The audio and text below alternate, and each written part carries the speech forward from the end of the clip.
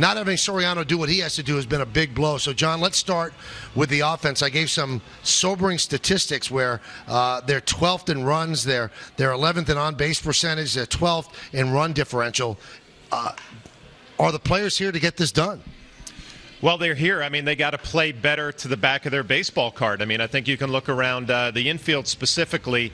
Johnson and Solarte. Solarte was a great story early on. He's slumping lately. Johnson, hasn't really done a whole lot. Derek, his numbers are down. Brian Roberts is kind of a non-factor, and then Brian McCann is really getting all the attention, and rightfully so. I mean, he's in such a bad place right now. When we show his face on camera during the games, you can see the tension, So collectively, you can look all over the diamond. There are a lot of guys not getting it done offensively. It has to get better because there's so much pressure on this pitching One of the guys that's actually getting it done offensively when he's been healthy, John, has been Mark Teixeira. And he said after the game last night, individually, we've just got to figure out a way to get the job done. Everyone has to step up a little bit, and hopefully, collectively, if everyone does a little bit better, we'll score more runs. What kind of leader moment is that for Teixeira? And if you hear that, what do you think as a teammate?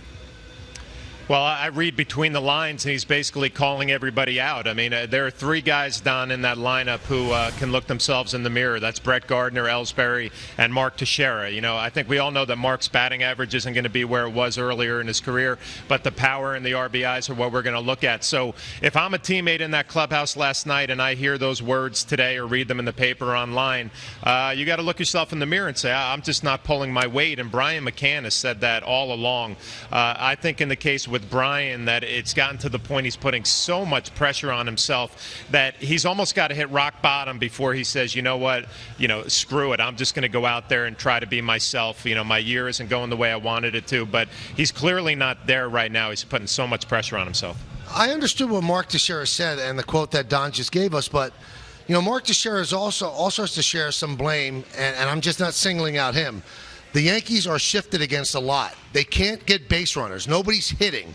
And they refuse to lay down bunts. And then you hear, well, you can't do it because it's against what I do, and I'm here to hit home runs. Well, if you're down 4 runs, I'm sorry, you've got to get a bunt down the third baseline, which could be a double. This team seems like it's just diametrically opposed to going the other way.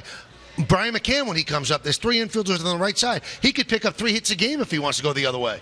Yeah, you know what? It's tough, though, Michael, because when I hear you talk like that, I think about the mental part of hitting where it gets so confusing, or you're trying to cover so many different zones or force the ball the other way. I agree with what you're saying. You can pick up base hits, but if you're Mark Teixeira, his approach is so simple in his mind. I'm pulling everything. I'm going to try to hit the ball in the seats. I'm a run producer, an RBI guy. And you know what? The numbers are respectable. A guy like Brian McCann, when he goes the other way, it looks really good, but then he's getting beat inside. And what did the Yankees bring him to Yankee Stadium for? To hit home runs, hit in the seats. So I understand what you're saying, but I think there are a bunch of guys who are trying to cover a lot of different zones, trying to hit the ball all over the place instead of picking out an approach that's simple and go with that. We're in the middle of the New York Baseball Report, which is driven by Hassel BMW. We're talking to John Flaherty, of course, from the Yes Network. When you see the outing that Chase Whitley gave the Yankees last night, do you worry that this is what he is, or just a blip on the radar screen?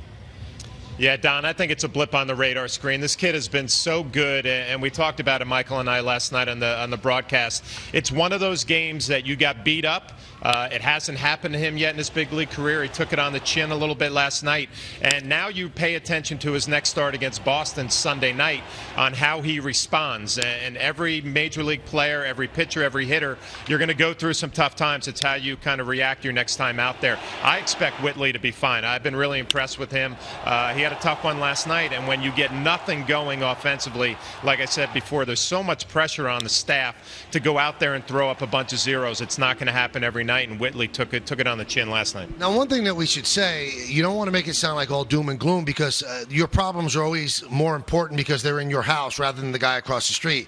The American League is a highly flawed league, with every single team having a lot of flaws. The best team is the Oakland A's, but the teams in the American League East, I don't see this Toronto team lapping the field. I don't see greatness with the Orioles, although they're a good team. Red Sox have buried themselves, not to the point where they can't come back. And right now we're hearing rumors that Tampa Bay's ready to trade David Price, which would be the white flag for them. So although the Yankees are struggling and all the things we're saying, they still have a great chance to win the division. Yeah, I think every organization is looking in their clubhouse, like you said, and the Yankees specifically. We have the pieces here. These guys just have to play better. I think you look at Baltimore, Chris Davis hits a walk-off last night. Is he going to have a big second half? Machado coming back from the injury, is he going to put up big numbers? I see the most improvement with Baltimore in the second half. They could really get on fire and kind of run away with it. But John Gibbons told me yesterday, every team in the East has some issues, and it's going to be like this probably all the way to the end.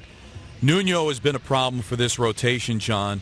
Yep. Do you contemplate bringing somebody out of the bullpen that stretched him out to replace him, or do you just hang in there until CeCe comes back?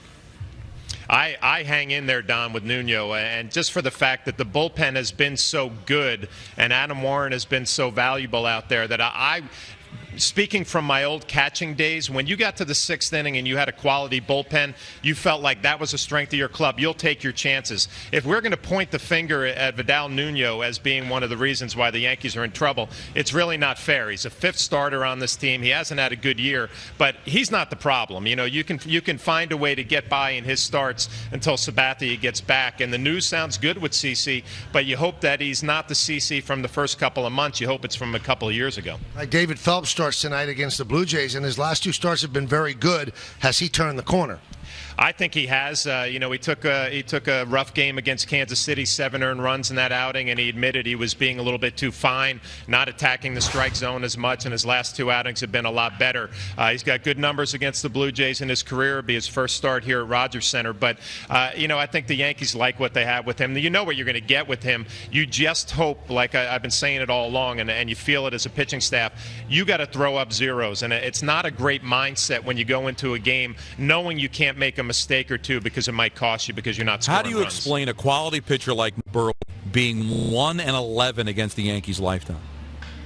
It's hard to explain, and he's lost his last 3 games, and his ERA is pretty good. I think it's just over 3, kind of a victim of low run support. But he works fast. His stuff is not good, Don. But the whole combination of working fast, throwing strikes, fielding his position, he's been a great major league pitcher. But for some reason, the Yankees have his number, and you wonder if it's in his head right now that he just cannot find a way to beat this team. But I'll tell you what, there's no better time to go out the Yankees right now when struggling offensively and you're pitching in your home building.